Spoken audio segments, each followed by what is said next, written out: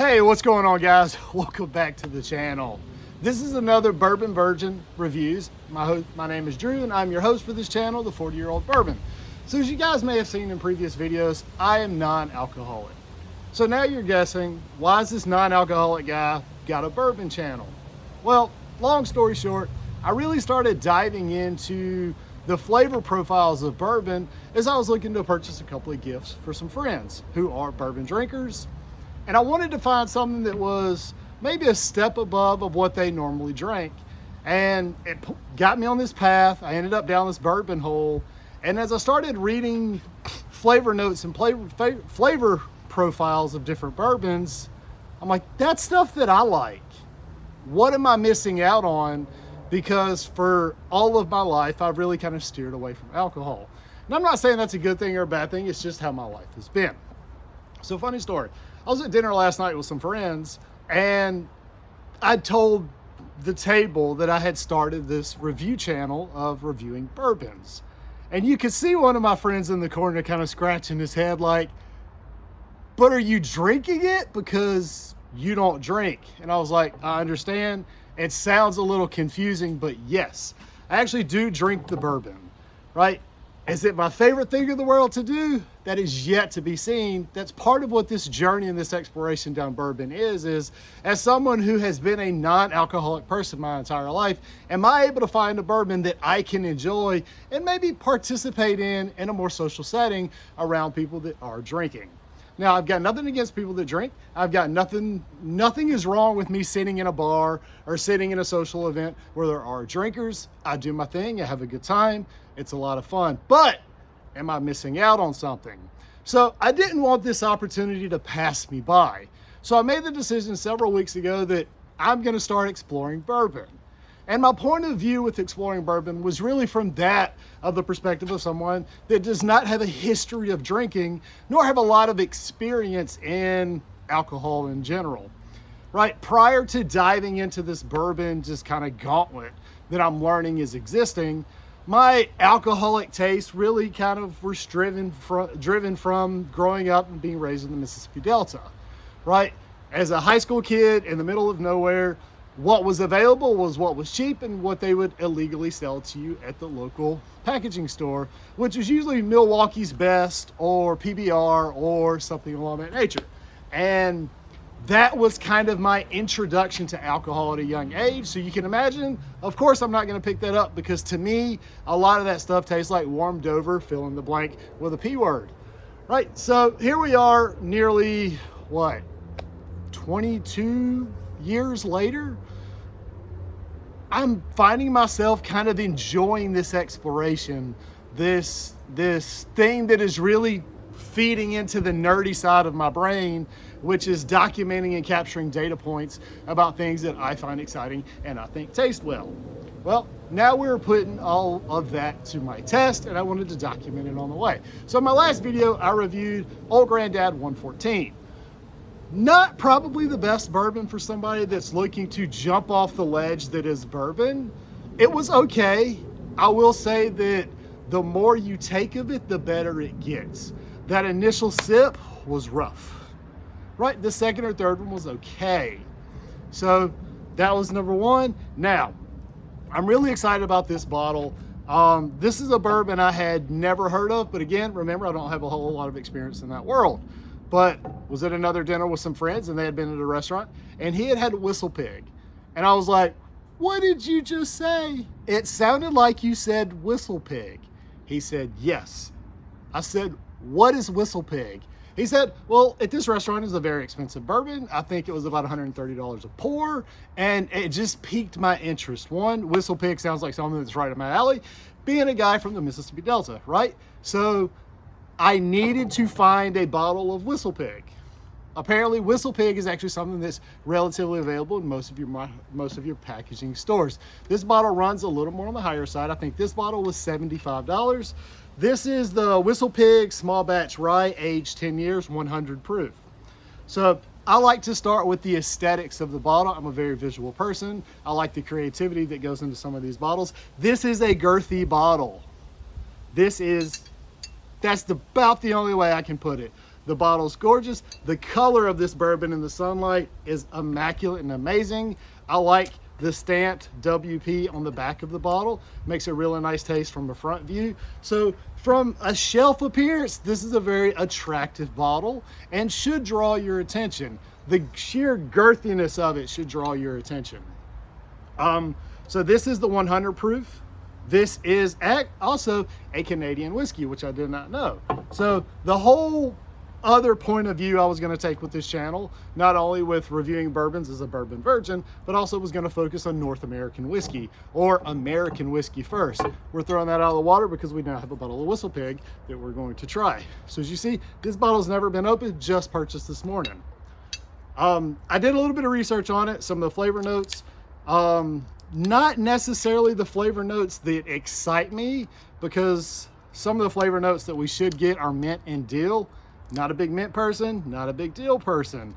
But the cinnamon and the barbecue smoke, I think captures my attention more than anything else. So I'm curious to see if I can pick that up, being somebody who is still developing my palate for things like bourbon. All right, well, let's get this one open. We are going to pop the cork on this. We're gonna let it breathe for a second.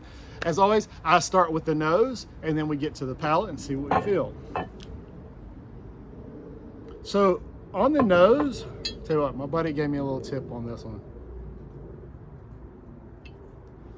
Okay, it's not as a strong aroma as the Old Grandad 114 was. This does seem like it's going to be a little milder in flavor and heat just from the smell. It is a very good smell. I like it. I enjoy the smell of bourbon. Does it smell much different than Old Grandad 114 without having that bottle right next to me? I couldn't tell you. However, this seems very pleasurable. Would be something nice on a cold day. So again, little pour, right? So smells good on the nose, not fine. What am I picking up though? In the glass, I'm getting the cinnamon. I'm getting some of that bourbon heat that's there. Maybe picking up a little bit of the barbecue smoke. Yes, I get some of the barbecue smoke. I'm not picking up a whole lot of mint, not picking up a whole lot of dill from previous reviews that I had read. The barbecue smoke is nice. The more it kind of lingers just in my nose. The cinnamon, of course, it's there. Let's switch this around a little bit. Let's give it a little sip.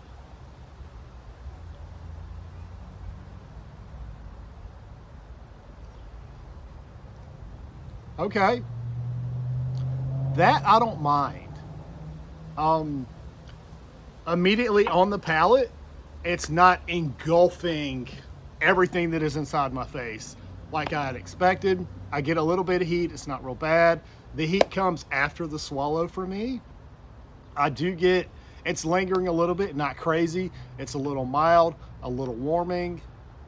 That's actually kind of nice. I'm not mad at that at all. Good taste on the palate, not bad. I do feel it going down, which is good. Nice tongue texture too. I don't know if people mention tongue texture when referring to bourbon, but you heard it here first if they haven't.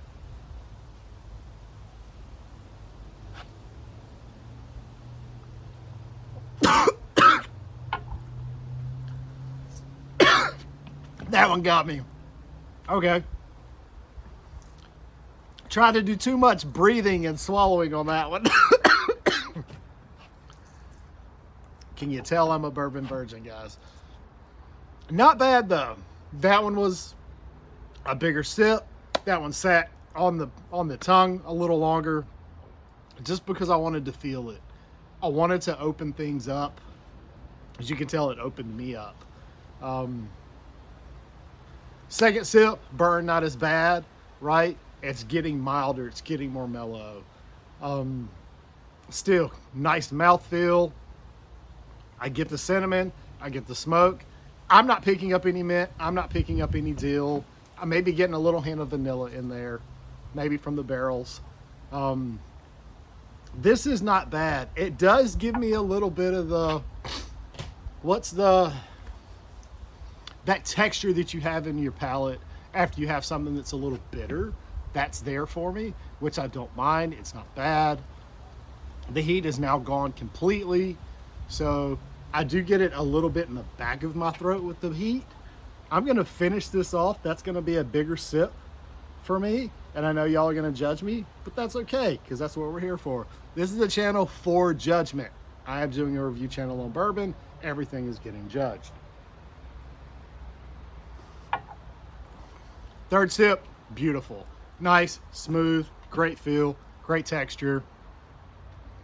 Still, no mint, no deal. Maybe just there. I got a little bit of hint. I got a little hint of mint right there. So it is coming through. The more I'm sipping this, the more it's opening up, the more that I'm getting from it. And so that's one thing that I'm learning, right? I'm 2 videos in.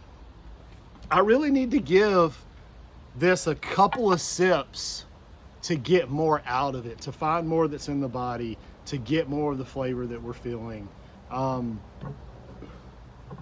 Let's see what this one's like. So we've had 3 so far. This will be number 4. Still yet to determine if I'm going to be a bourbon convert. We'll see. Oh, that was real nice. Yeah. So this is going to be a whiskey. This is going to be a bourbon that you're going to need to sip on. You're going to need to take your time with it, and you're going to need to enjoy it, because as you guys already probably know, the more I sip on this, the more I get out of it. I like this a lot better than I did the Old Grandad 114. I'm still getting some heat. It's very nice. It's not overpowering. It is getting really smooth. This I could drink out with some friends. This will be a great pour in a social setting, maybe a great pour on a cold day by the fire. Sounds romantic, doesn't it? How can you not be romantic about whiskey? This I enjoy. I would drink this one again. Old Grandad 114, one and done with it. This, I will continue to explore this. I want to explore it over rocks. I want to explore it with a little bit of water in it, because I like this feel better. So from a BourbonVirgin, this is going to be on a grading scale. Last video, we actually didn't grade Old Grandad 114 because I had nothing to compare it to. Now that I have a comparison with the WhistlePig, this is going to be a solid B for me. Old Grandad was probably a smaller C, lower end of the C scale for me. This I enjoy. I would have this again. If you are new to the bourbon world, go get this bottle. Go get WhistlePig. This is the 10-year, the small batch rye. It's going to be a little more expensive side for bourbons. As I said, this bottle was about $75, but if you are looking to get into bourbon and you are currently not in that bourbon world, this would be a good one to start with. That is the opinion of someone who is starting their journey into bourbon and starting to explore it. Guys, thank you so much for hanging out with me. I had the follow-up bottle for this one that was actually made by a guy that used to distill WhistlePig. So stay tuned for the next video on that one. I think that one's called Hunt and Gather, or Hunter and Gather, Hunt and Gather. So I'm excited to get into that one. That's another Canadian whiskey. But guys, for WhistlePig, it's going to be a solid B for me as a BourbonVirgin. Thank you so much for hanging out, guys. We'll see you on the next one.